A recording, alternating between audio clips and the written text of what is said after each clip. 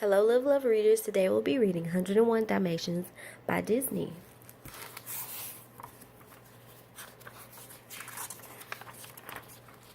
"101 Dalmatians. This is a story of two brave Dalmatians, 99 puppies, and one of the greatest rescues of all time. Pongo and Perdita lived in London with their people pets Roger and Anita. When Perdita and Pongo became parents of 15 little puppies, they were so proud. Life seemed perfect until an old friend of Anita's, Cruella de Vil, came to see the puppies.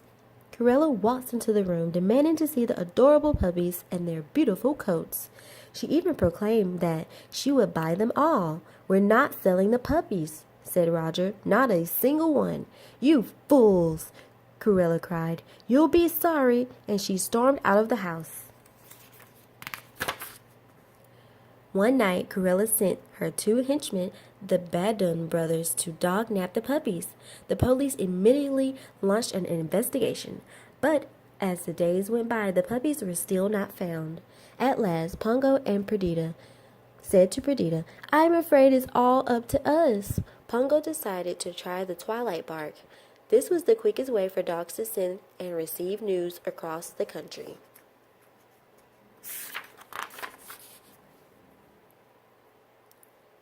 That evening, from the top of Primrose Hill, Pongo sent the alarm. "Bark, bark, bark, howl." Then Pongo and Perdita waited. After a moment, an answering bark was heard. "It's the Great Dane at Hampstead," said Pongo, and he barked the message about the missing puppies. The Great Dane then barked out an all-dog alert, sending the news all over London.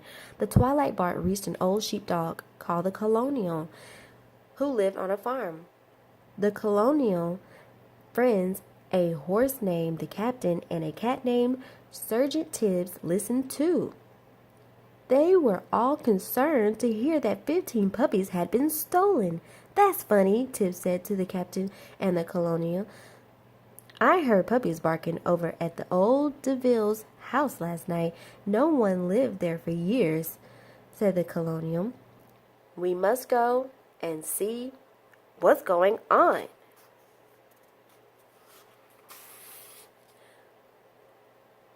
So the Colonial and the Tibbs went quietly up to the house and peered through a broken window.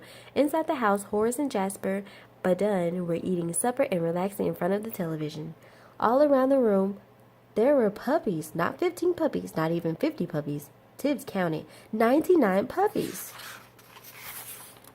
The Colonial quickly returned to the captain's stable and loudly barked the good news. Within no time at all, the twilight bark sent the message all the way back to London, and the puppies had been found.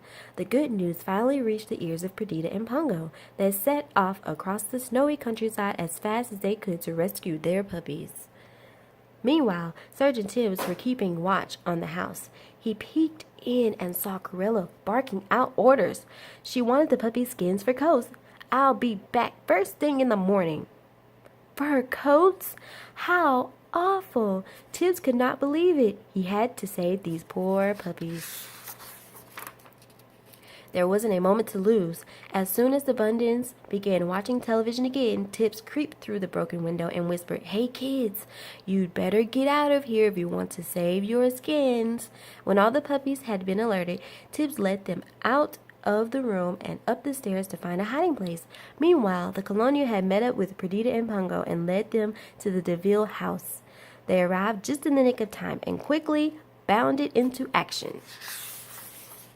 Perdita went after Horace, while Pongo tore at Jasper Badun's trousers. As the fight was going on, Sergeant Tibbs led the puppies out of the house to the safety of the captain's stable.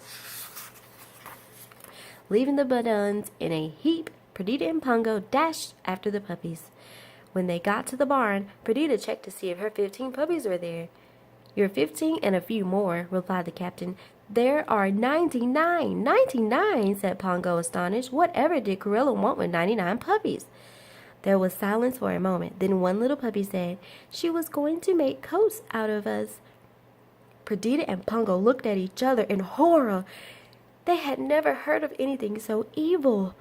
"We'll take them home with us," said Pongo. He was sure Roger and Anita would look after them.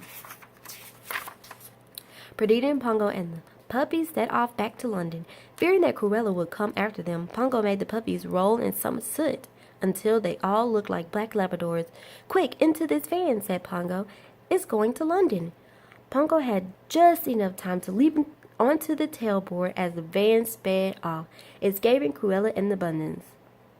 Back in London and home at last, Roger and Nita hugged the tired puppies.